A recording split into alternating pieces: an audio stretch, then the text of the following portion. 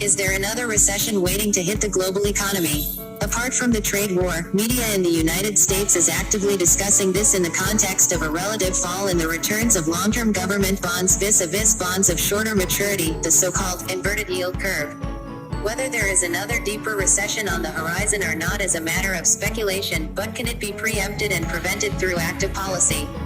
The experience of government responses since the global recession of 2008, which preferred monetary easing over a genuine fiscal stimulus across the globe, does not inspire much confidence. Indian policymakers too do not seem to have learned much from the global failure of monetary policy as a way out of a slowdown. There seems to be a general consensus among the policymakers, despite concrete evidence to the contrary, that economic activity can be maneuvered through changes in the interest rates.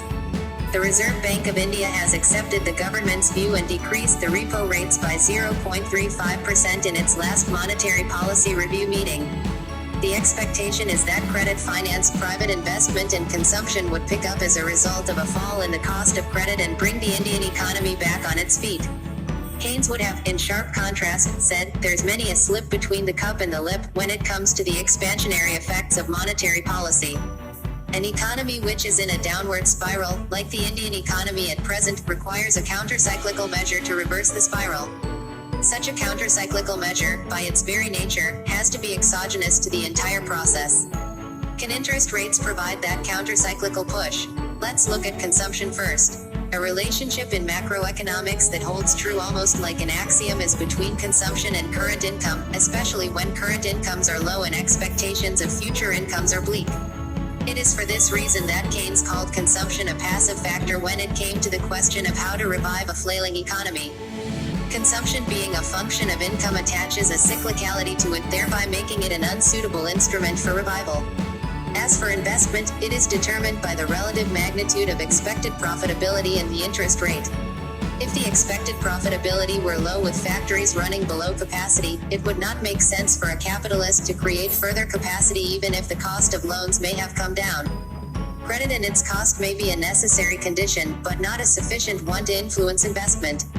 This means that investment too is indirectly a function of demand, past and current, and therefore cannot strictly be treated as an exogenous countercyclical factor. But there is another slip which needs to be discussed. So far, the narrative has been from the perspective of the borrowers. But in any loan transaction, there are lenders too, which in this case are the banks or the non-banking financial companies. For the fall in repo rate to percolate down to the borrower, the lenders have to bring down their rates, which may not necessarily happen for various reasons. Lenders may want a higher margin of security during difficult times because of piling non-performing assets and failing non-bank lending institutions. Even if they bring it down, like it is happening now, at least with some public sector banks, the banks may go slow on the volume of the credit. What matters for the expansion is not just the incremental cost, but the volume of loans too. So, the banks may bring their lending rates down, but still be wary of lending except to very credit-worthy borrowers. Therefore, even the necessary condition may not get created, a point which is quite different from it not being a sufficient condition to begin with. What is the way out? Keynes had argued that fiscal policy is far more effective since it directly influences the level of activity. Indeed, fiscal expenditure has that exogeneity required to reverse the spiral, but unfortunately, because of the Fiscal Responsibility and Budget Management Act, that has been given up.